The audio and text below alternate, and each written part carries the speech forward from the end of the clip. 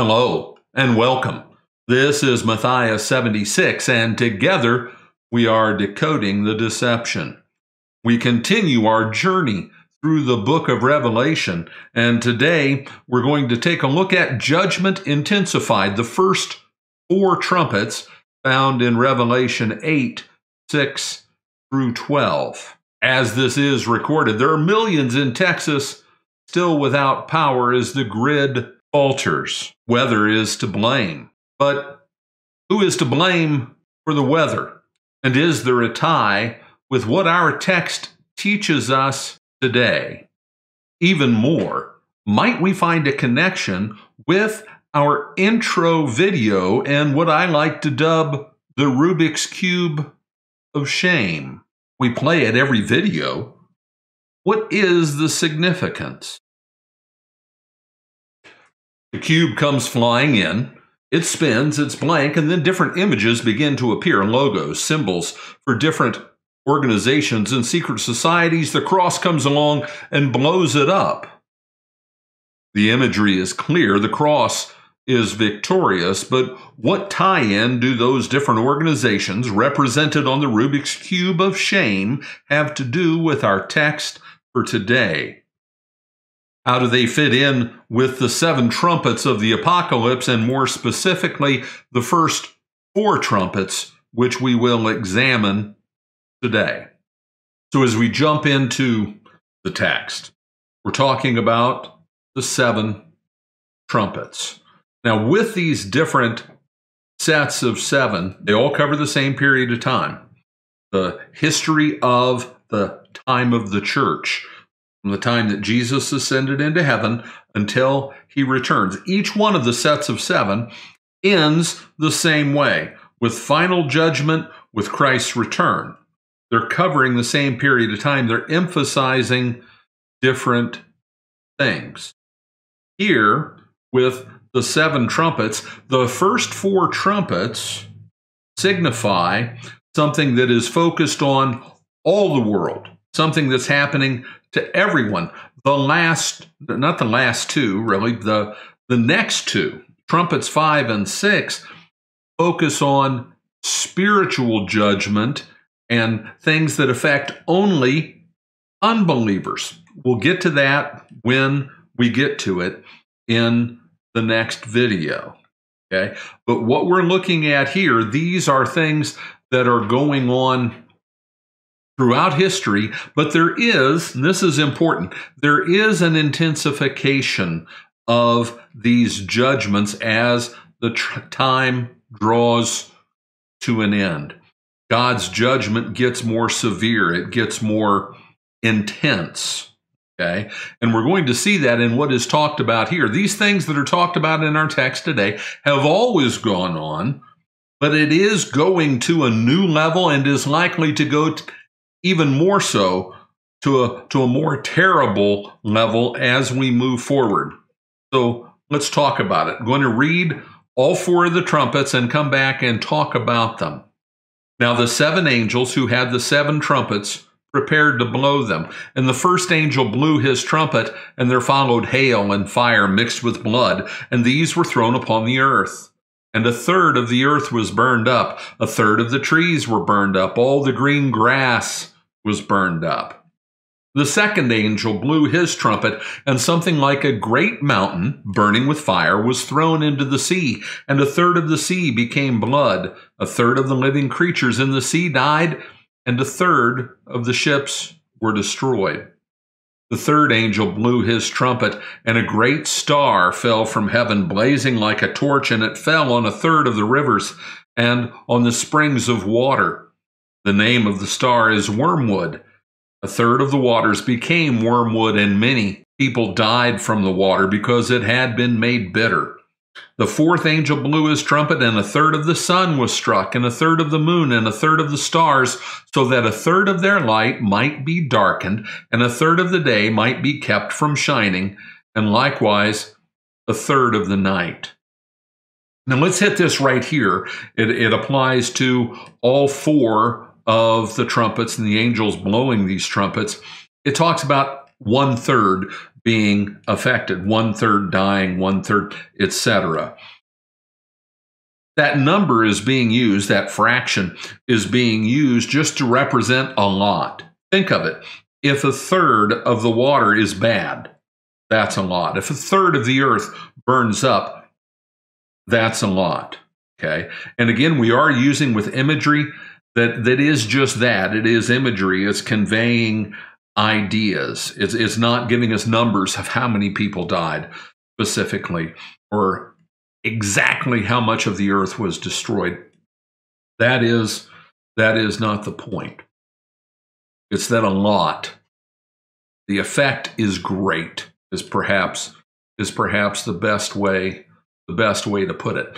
Now, with these trumpets, with the angels blowing their trumpets, historically, many theologians throughout time have viewed these as being spiritual things, that they are representative of different false religions. And I disagree with that. I think these first four trumpets are talking about actual physical calamity in this world. It's not about things spiritual. It's about real things happening in this world that are a sign of this being a fallen world, but an intensification of that.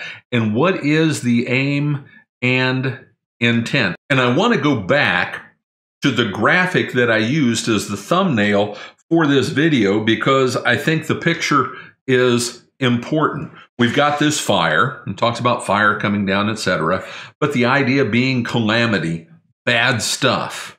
What is the aim of all of that? It is God's desire that all men be saved and come to a knowledge of the truth. When you look at God and what he's doing in history, from the Garden of Eden, from the forming of the nation of Israel, from the flood, from whatever you want to go to, is working in the history of Israel through the prophets, sending sending the apostles, etc. It's all about one thing. God desires all men to be saved and come to the truth. God wants salvation for everyone. He sent his son to die for everyone. And these judgments that are coming from where? They're coming from heaven. And we can't miss this. We can't miss this. Going back to what we looked at last week, this judgment is coming down from the golden altar before the throne. This judgment is being thrown down by the censer full of incense that lifts the prayers of the saints up to God, but at the same time is judgment on this world. God desires through this judgment, first and foremost, and we'll see it very clearly in Trumpets 5 and 6, God desires that these things would drive people to him, to show that this world is a train wreck, that this world is fallen, that there is a serious problem, and that serious problem is sin, and he wants all of that to drive us to the cross. And in this image, this is why I like it so much, what do we have? This individual, it's you, it's me, running from the flames, the destruction, the judgment, running to the cross where is salvation and forgiveness and life and the new Eden restored in eternity. So we've got these different acts of judgment going on, and I believe the first four are about real, natural events. It's not just some spiritual representation. These things that are talked about, that there is the earth being burned up and the trees being burned up, and these other things are not just an earthly representation that we are supposed to give a spiritual interpretation to, that's about some kind of false religion and its results in people's souls and people's hearts. We get to that in Trumpets 5 and 6. These are real events. These are real things that go on. I think this is important to understand. The book of Revelation is just that. It is a revelation to us. It is making things known to us that otherwise we would not know. There are things in the book of Revelation that we just have to look at and say, wow, I'm not really sure what that is, or I think it's this, I think it's that, it might be this. But as events in history that is yet to come, as events through time unfold, then we understand. We understand things in the book of Revelation better than we would have before. And that definitely has application to what we're going to talk about today, what we are talking about today. God's judgment in the scriptures is often meted out by the forces of evil, those who serve the lords of darkness. Let's go to Egypt and how God used them.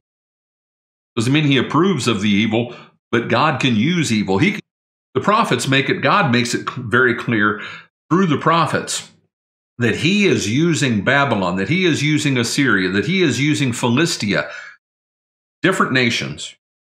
He is using them to accomplish his judgment, to turn the children of Israel, to punish the children of Israel, to turn their hearts, to bring them back to him. Now, did Nebuchadnezzar in Babylon think that he was doing Yahweh's bidding?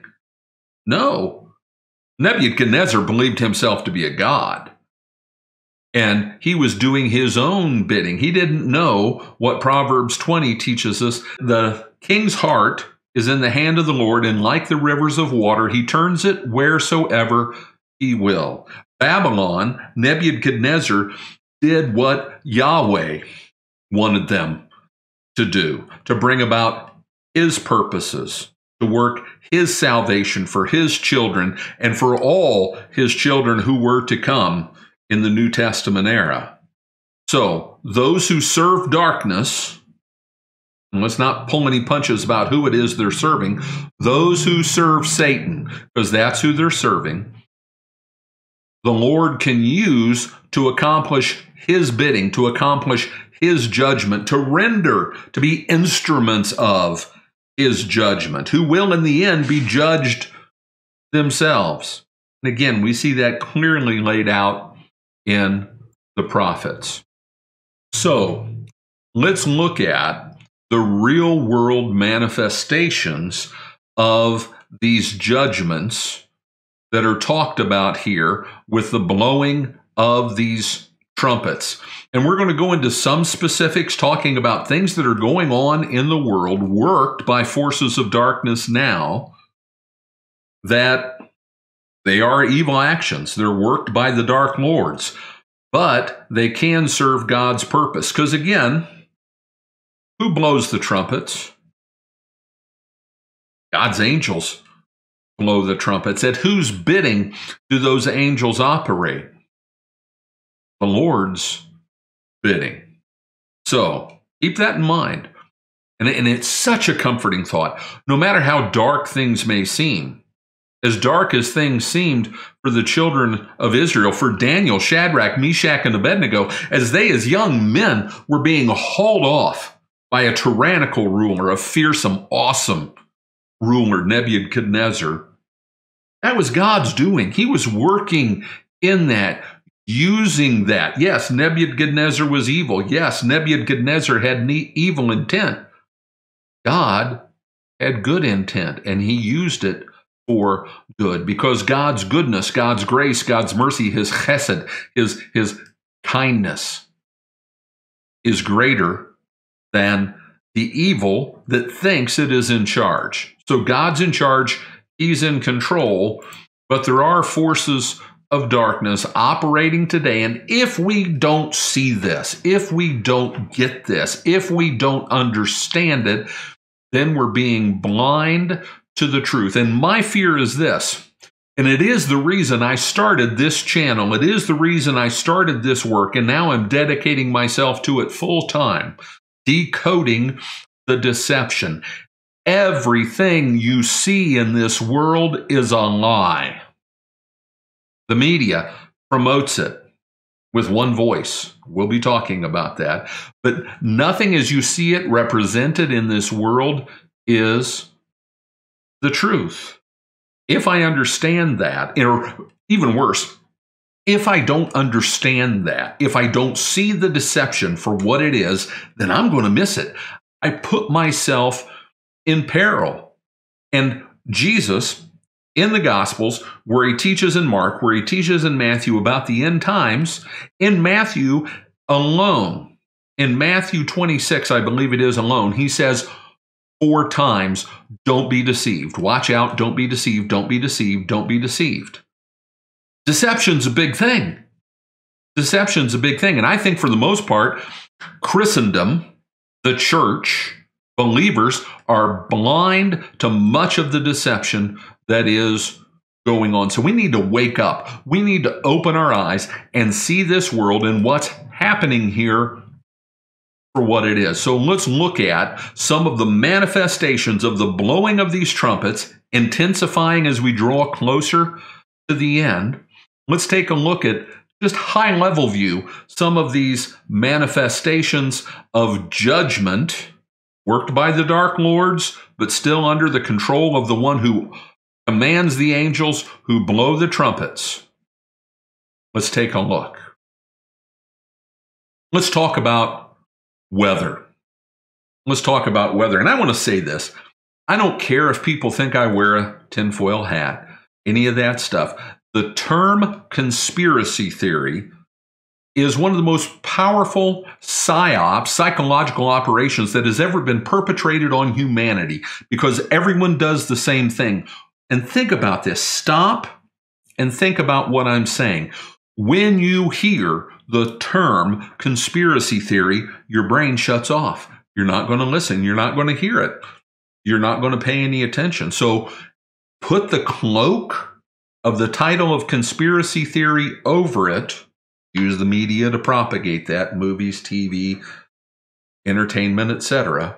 And underneath that cloak, a cloak of darkness, deception, you can do whatever you like. So let's talk about the weather. Let's talk about what really happens with the weather. And understand this, everything they tell you is wrong as to how the weather comes to be and what goes on. And I encourage you, spend some time doing research. Spend some time digging into things. Go to this webpage, easy to remember, Weather Modification History, done by a guy named Jim Lee and some others, and they will show you how there have been patents on technology that controls weather, steers hurricanes, intensifies or decreases hurricanes. It's been going on for about 100 years, but at a scientific higher level since about 1948,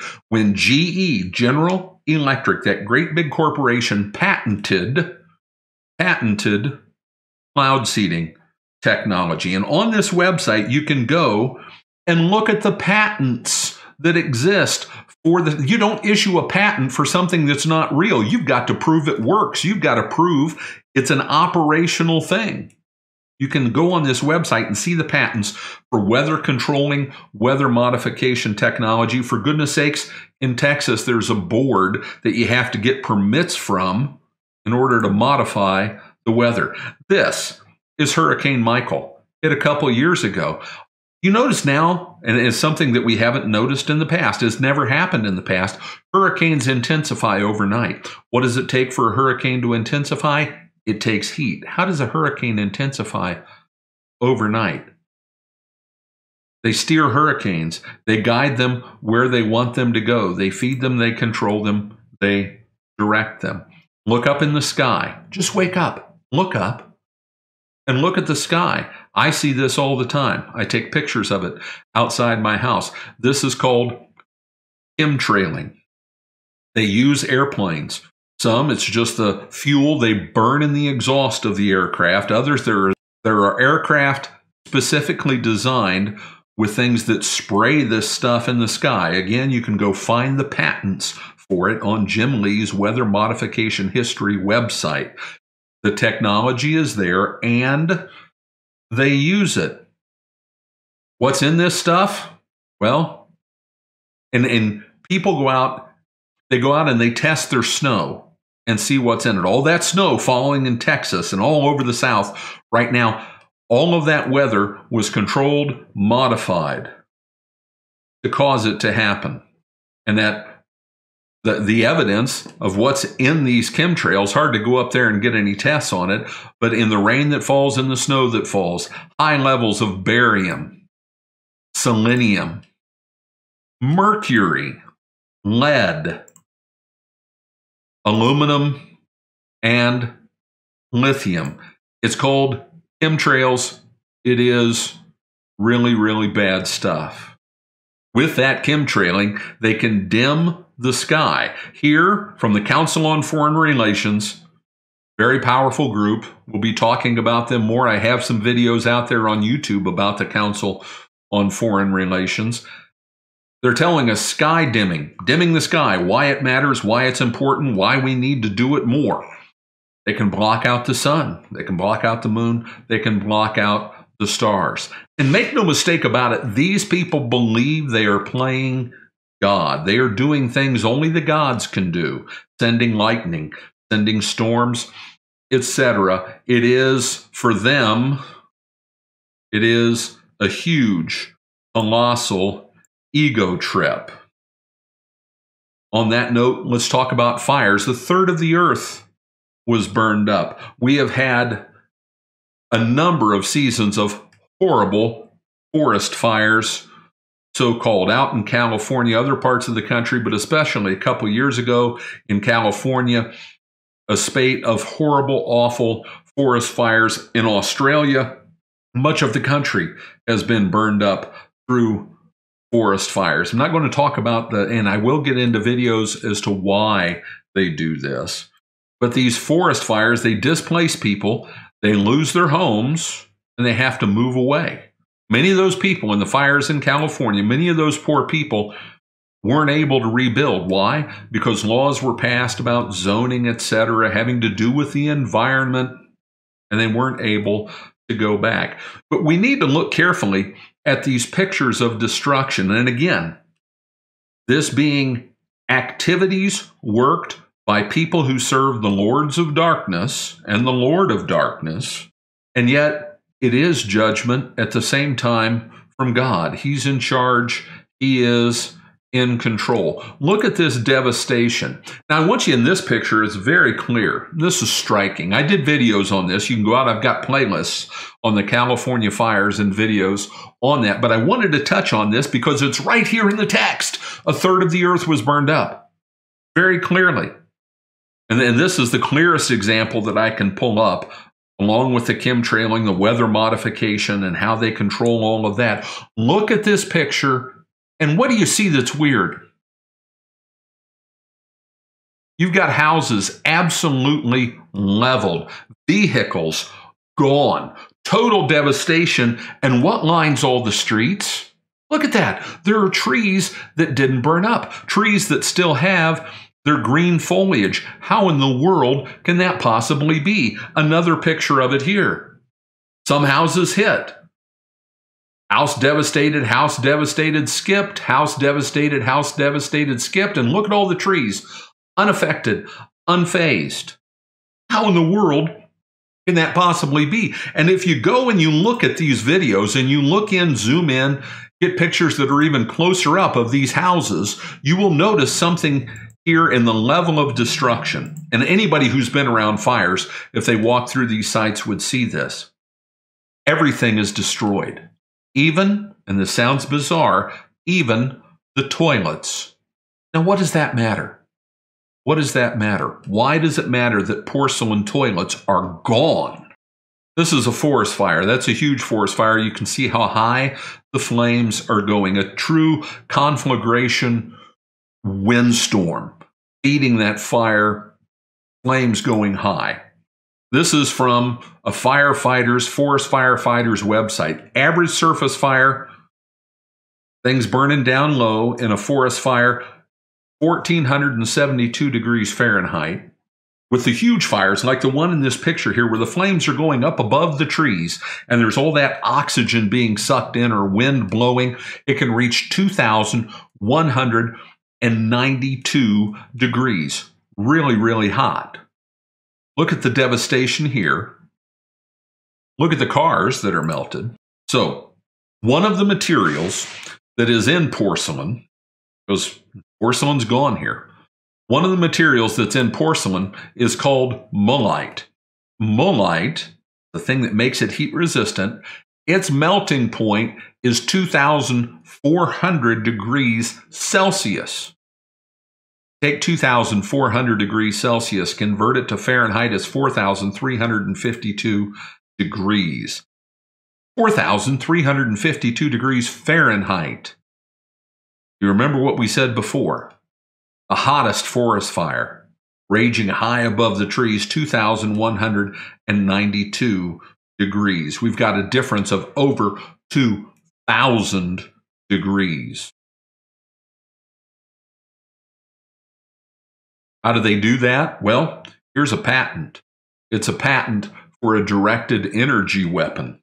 A directed energy weapon that can shoot tremendously hot beams and destroy houses without destroying the trees. They can mount it, and they do mount it, on the nose of aircraft, and who knows what they have on satellites and the like.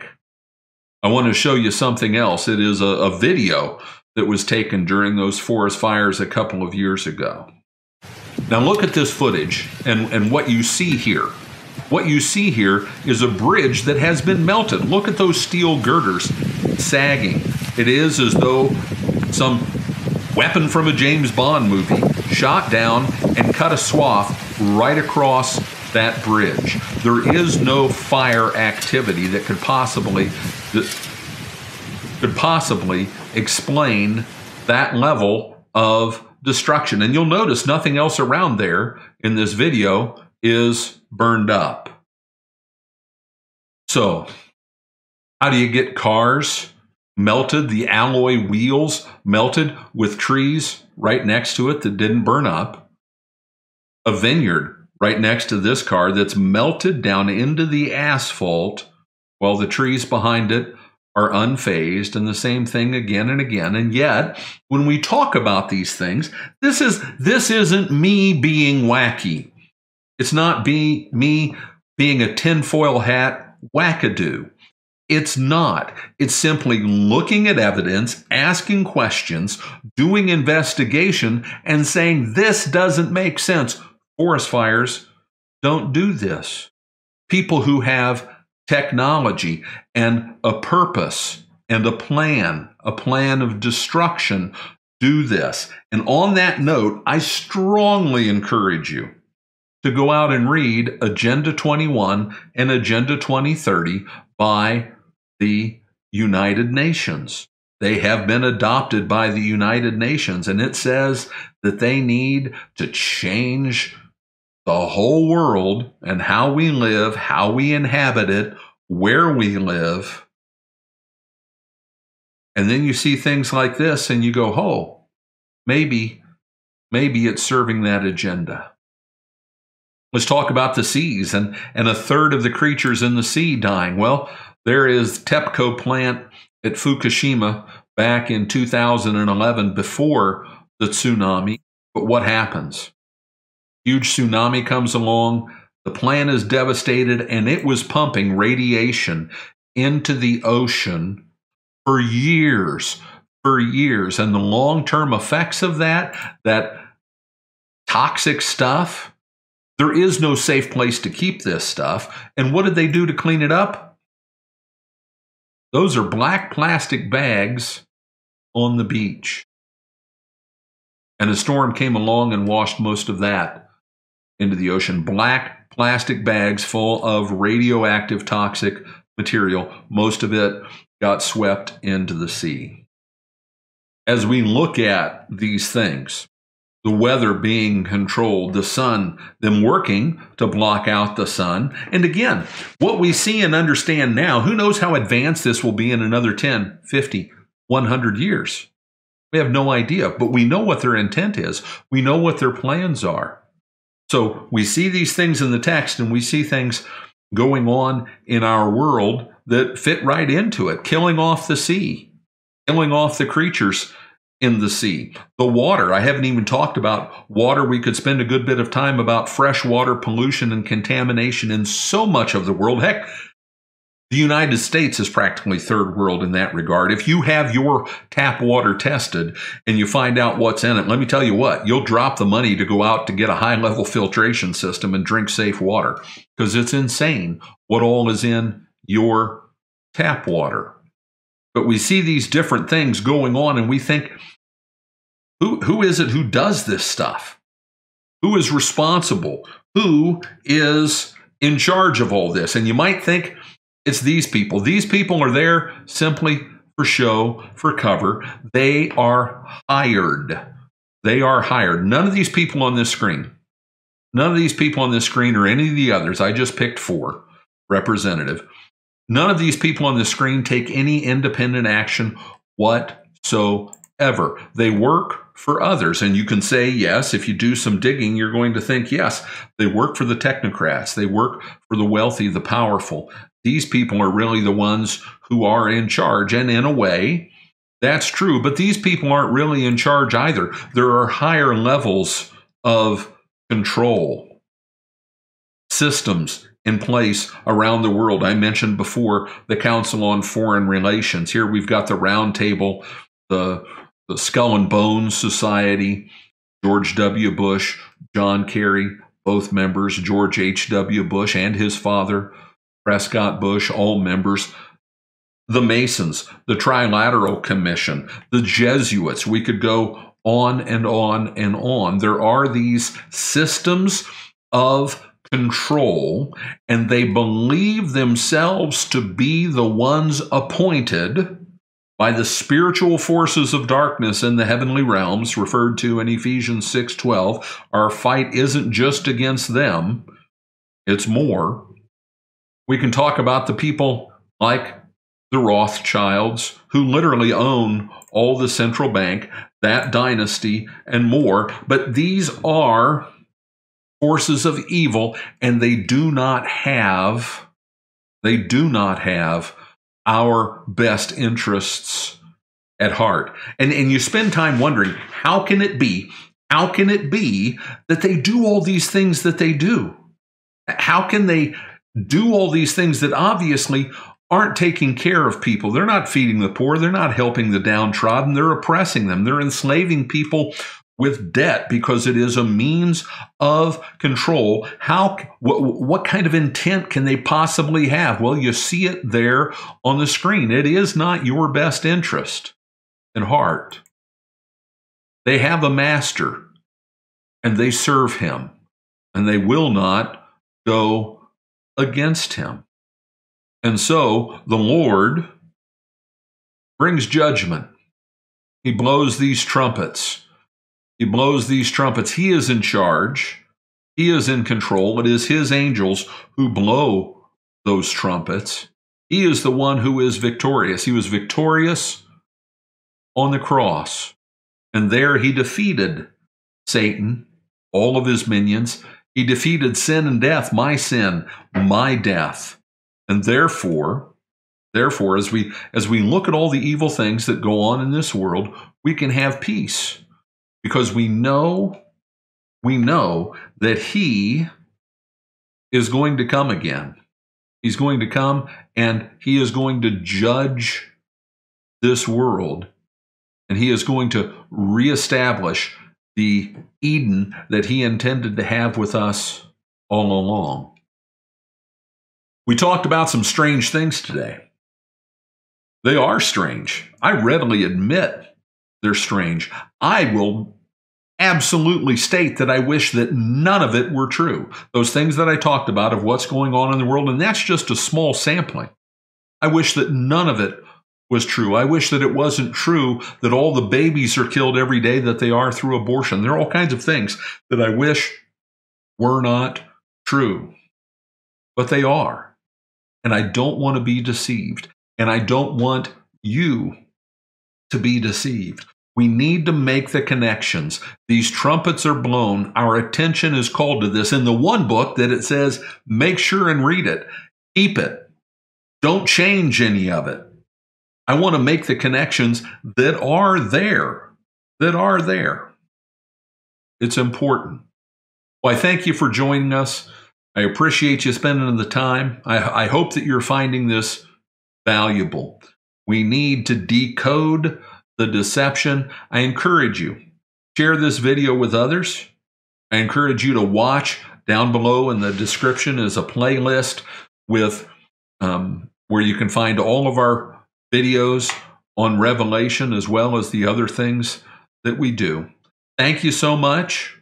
God bless and have a great day. That concludes our broadcast for today. We publish our videos on YouTube, BitChute, and Brighteon. We hope you enjoyed this video, and if you did, please give us a thumbs up. Also, we invite you to subscribe so you can continue to receive our content. And please also consider sharing this video with others. We love to hear from you, so please leave your comments below. This is Matthias 76, and together we will continue to decode the deception.